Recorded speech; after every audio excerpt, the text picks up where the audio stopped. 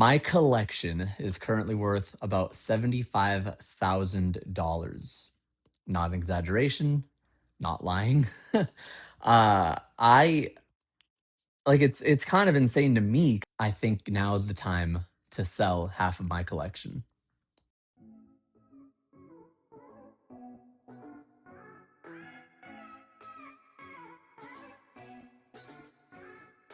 I just want to show you a couple of my favorite pieces that I have in here, starting with the creme de la creme. This box, this is actually the first box that I bought like when I started collecting. Like started collecting, not just like, oh, I bought a couple things here and there. And honestly, I didn't really know a lot about it. It probably came up a couple times just on like, I don't know, my Reddit searches of like, hey, if I want to start investing in Pokemon, what would be a good suggestion? Came up a couple times. So I actually bought two. Um, and that brings us to another try at this YouTube thing. My name's Rick, and I really do wander around. I've had 14 different cars, and my collection is currently worth about $75,000. Not an exaggeration, not lying. I like it's kind of insane to me because like I've never had even half that as money in the bank. I think now is the time to sell half of my collection. There's a really good reason for it. I'm not just selling the collection to like, profit and walk away and all that. I genuinely love this. I wasn't planning on getting rid of anything. I've been collecting a lot of things that I like. I think that's a very safe way to collect. If you just chase the hype, you could end up with things that you don't really care for, and you could also even like you could miss out on things that are really good opportunities otherwise. Shrouded Fable is a great example of that. So I drive a 2024 Honda Civic Type R.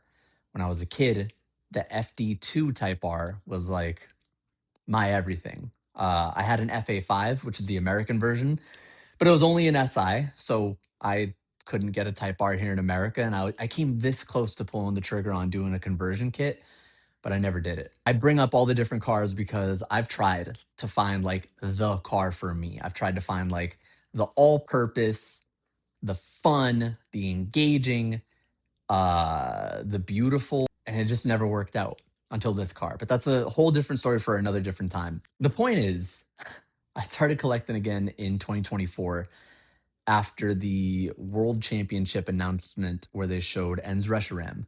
And as soon as I saw that card, I was like, this thing's beautiful. Like this artwork, that was like that's a grail card for me. And I knew I had to have it. I had to have that card. But that card is like really what brought me back into collecting. And in that time, from August of 2024 to October of 2025, obviously we've seen everything that happened with scalpers and with people hoarding product. And I mean, you can make the same argument about me, right?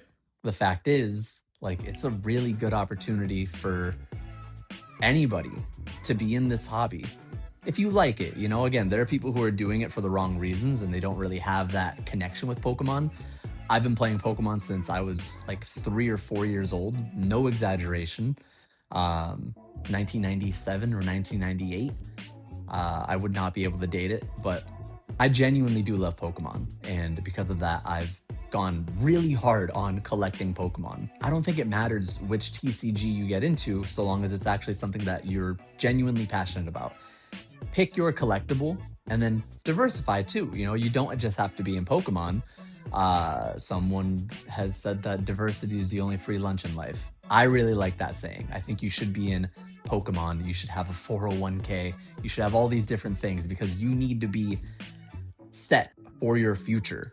That has been the number one thing that I've always chased. I just want to be set for my future. I want to be able to travel when I want to. I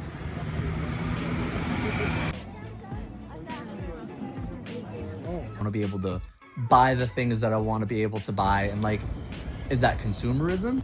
Is that trying to be spoiled? I don't know. I like to enjoy my things on the side. My things are cars and collectibles. Collectible cars would be fantastic. I also love cameras and photography. The new direction of this channel going forward, because we've tried a lot of different things at this point. You know, we've done the daily vlogs, we've done the tech reviews, we've done the gaming videos. We even did the stock thing, which like that one genuinely meant a lot to me because I care a lot about like, you know, the stock market. And again, just being able to create wealth. How do you create wealth for yourself and then for your family down the road? All of that is to say, the new direction of this channel, I'm going to be selling half of my almost $100,000 collection. I'm going to be paying off my dream car, which again, is insane to be able to think that that's even an option for me. And I'll spend 2026 rebuilding my collection. Kind of funny too, because like if you think about it, you rebuild a car, you know, so like the two worlds almost intersect, but not in the way that you might think that it would. And again, we're trying this YouTube thing one more time. I think it makes a lot of sense to do something that you actually care about. So here are the videos I'm going to be making. If you want to, you know, see what I'm picking up and copy exactly what I recommend and what I suggest, go for it. If you want to learn how to, you know, pick things that might be a good opportunity, things that might be, you know, a little bit cheaper right now, how to find really good deals on like Facebook Marketplace, because you're always going to be able to find something on Marketplace. You kind of just have to look hard enough, then subscribe. I'm committed right now. I will be making one video per week at a minimum. Could be two. Could be one of these with like a bunch of shorts, possibly.